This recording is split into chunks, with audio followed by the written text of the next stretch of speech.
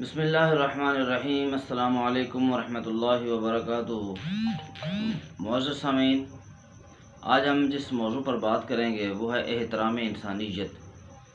اللہ تبارک و تعالیٰ نے اس کائنات پر ہزاروں کی تعداد میں مخلوقات پیدا فرمائیں۔ ان مخلوقات میں سب سے اعلیٰ اور افضل مخلوق انسان کو بنایا، انسان کو اشرف المخلوقات بنایا، عزت احترام عطا کیا۔ اور مفسرین کرام، علماء کرام تو یہاں تک کہتے ہیں کہ وہ انسان جو اللہ رب العزت کا فرما بردار ہو اور اس کے رسول صلی اللہ علیہ وسلم کا اطاعت گزار ہو، وہ بندہ فرشتوں سے بھی افضل ہے، فرشتوں سے بہتر ہے انسان بننا، مگر اس میں پڑتی ہے محنت زیادہ۔ تو وہ محنت کیا ہے؟ وہ محنت اللہ اور اس کے رسول کی اطاعت فرما برداری ہے۔ جو اطاعت و فرما برداری کرے گا، اللہ رب العزت اس کو فرشتوں سے بھی افضل بنا دیتا ہے۔ اور اس کے علاوہ اللہ رب العزت نے انسان کو بڑی ہی فضیلتیں عطا فرمائیں۔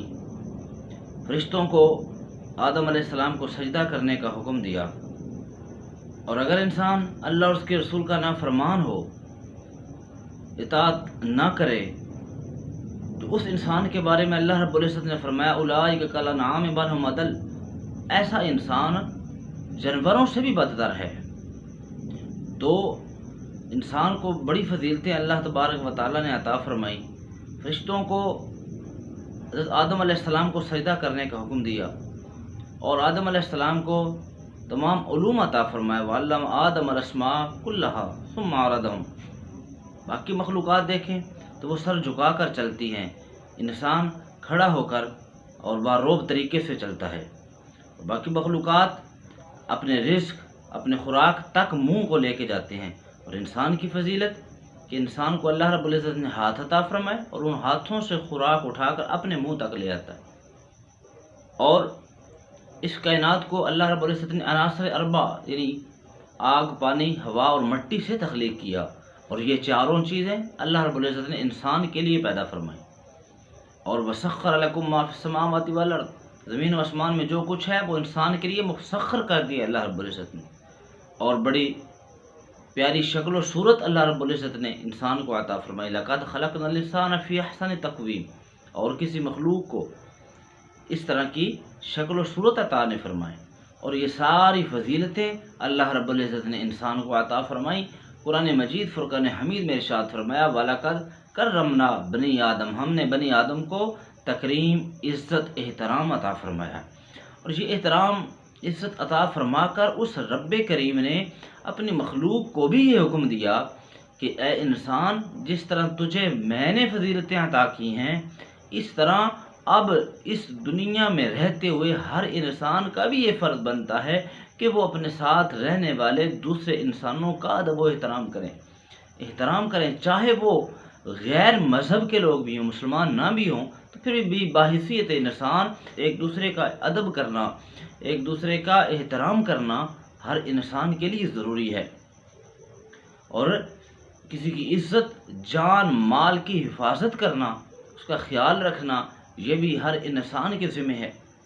اب دیکھیے، کریم آقا صلی اللہ علیہ وسلم کی حدیث پاک ہے کہ آپ خانہ کعبہ میں تشریف لاتے ہیں، اور وہاں پر آ کر صحابہ سے عرض کرتے ہیں کہ کیا آپ جانتے ہیں کہ اس گھر کی، اس بیت اللہ کی حرمت کیا ہے؟ تو صحابہ جواب دیتے ہیں اللہ و رسول عالم، اللہ اور اس کے رسول ہی بہتر جانتے ہیں۔ آپ نے فرمایا کہ جتنی اس خانہ کعبہ کی حرمت ہے، ایک مسلمان کی عزت و احترام، اس کی حرمت اس بیت اللہ سے بھی زیادہ ہے۔ تو ایک انسان دوسرے انسان کی عزت، جان، مال کا احترام کرنا دوسرے انسان پر ضروری ہے۔ آقا علیہ الصلوۃ والسلام اس معاشرے میں رہتے ہوئے جہاں پر کئی مذاہب کے لوگ رہتے ہیں، مسلمانوں کے علاوہ بت پرست اور کفر و شرک کرنے والے لوگ بھی آپ کے ساتھ رہتے تھے، تو آپ ان کے ساتھ بھی اچھے انداز سے پیش آتے، ان کا بھی احترام فرمایا کرتے، حالانکہ وہ غیر مذہب ہے۔ آقا علیہ الصلوۃ والسلام جب آپ کا وصال کا وقت قریب آتا ہے تو اس وقت آپ اعلان فرماتے ہیں کہ اے لوگو، میں نے زندگی بھر اگر کسی کے ساتھ کوئی زیادتی کی ہو، کسی کی عزت، جان، مال کا نقصان کیا ہو، تو آج میں تمہارے سامنے ہوں، آج مجھ سے اس دنیا میں وہ اپنا بدلہ لے سکتا ہے۔ اب وہ ہستی جو نبی الانبیاء ہیں، جو وجہ تخلیق کائنات ہیں، وہ اپنے آپ کو اس موقع پر مواخذے کے لیے پیش کر رہے ہیں۔ تو اس موقع پر ایک شخص نے چند درہموں کا مطالبہ کیا جو اس کو ادا کر دیے گئے، اور ایک شخص نے عرض کی کہ یا رسول اللہ فلاں دن فلاں موقع پر چھڑی کے ساتھ، سٹک کے ساتھ ضرب لگائی تھی، آپ صلی اللہ علیہ وسلم نے فرمایا آؤ مجھ سے بدلہ لے لو۔ تو وہ آپ کے قریب آئے تو اس شخص نے کہا یا رسول اللہ صلی اللہ علیہ وسلم، جب آپ نے مجھے چھڑی کے ساتھ، سٹک کے ساتھ ضرب لگائی تھی تو میرے جسم پر میری قمیض نہیں تھی۔ تو آقا علیہ الصلوۃ والسلام اپنی قمیض مبارک کو اٹھایا، اس شخص نے آگے بدلہ کی بجائے آپ صلی اللہ علیہ وسلم کی جسم مبارک کو بوسہ دے دیا۔ تو گویا آپ صلی اللہ علیہ وسلم نے اپنے آپ کو اس وقت لوگوں کے سامنے پیش کر دیا۔ یہ ہے احترام انسانیت۔ حضرت عمر فاروق رضی اللہ تعالیٰ عنہ آپ کے دور خلافت میں جب حضرت عمرو بن عاص جو گورنر تھے، ان کے بیٹے نے کسی اور شخص کے ساتھ شرط لگائی، اور اس کھیل میں، اس شرط میں وہ ہار گئے، تو ہارنے پر عمرو بن عاص کے بیٹے نے اس کو چوٹیں لگائیں، کوڑے لگائے، تو وہ شکایت لے کر امیر المومنین کے پاس آتا ہے۔ تو حضرت عمر فاروق حضرت عمرو بن عاص اور ان کے بیٹے کو بلا لیتے ہیں اور اس سے کہا، آپ نے حکم فرمایا، اس غیر مذہب یہودی تھا وہ شخص، اس سے کہا کہ آپ جتنے اس نے تمہیں کوڑے لگائے ہیں، اب اس کے بدلے میں تم اس کے باپ کے سامنے، عمرو بن عاص کے سامنے، ان کے بیٹے کو ضربے لگاؤ۔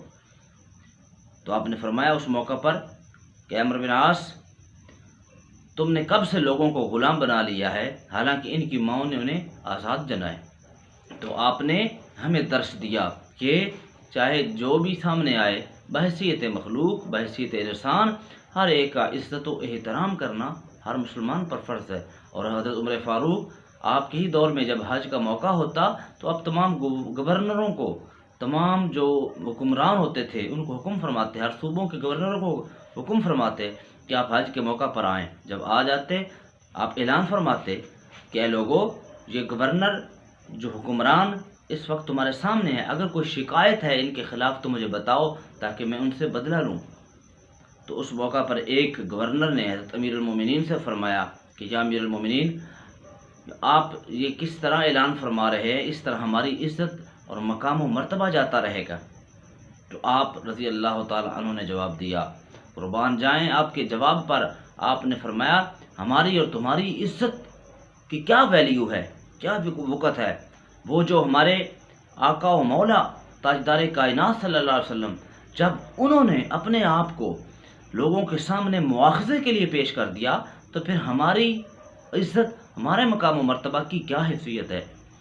تو حاضرین مکرم، اللہ رب العزت نے پیارے آقا صلی اللہ علیہ وسلم کی سیرت سے ہمیں اس بات کی تبلیغ ملتی ہے، یہی درس ملتا ہے کہ ہم بھی ایک دوسرے کا احترام کریں، ایک دوسرے کی جان، مال، عزت و آبرو کا خیال رکھا کریں۔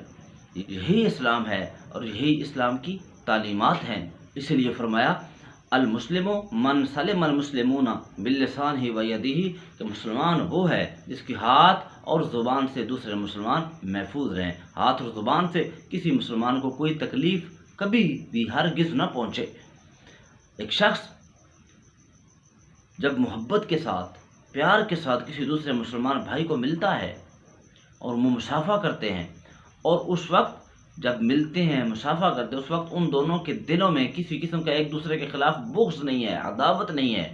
اس ملاقات کے ختم ہونے سے پہلے، جدا ہونے سے پہلے اللہ رب العزت ان دونوں کے گناہوں کو معاف فرما دیتے ہیں۔ جو محبت کے ساتھ ایک دوسرے کے ساتھ احترام کرتے ہیں، احترام سے ملتے ہیں، مصافحہ کرتے ہیں۔ آقا علیہ الصلوۃ والسلام نے فرمایا کہ یہ مخلوق، الخلق عیال اللہ، مخلوق اللہ کا کنبہ ہے۔ تو اللہ کا کنبہ ہے تو جو مخلوق میں ایک دوسرے کا احترام کرے گا، اللہ کے کنبے کے ساتھ محبت سے پیش آئے گا، اخلاق کے احترام کے ساتھ پیش آئے گا، اللہ اس سے محبت کرتا ہے۔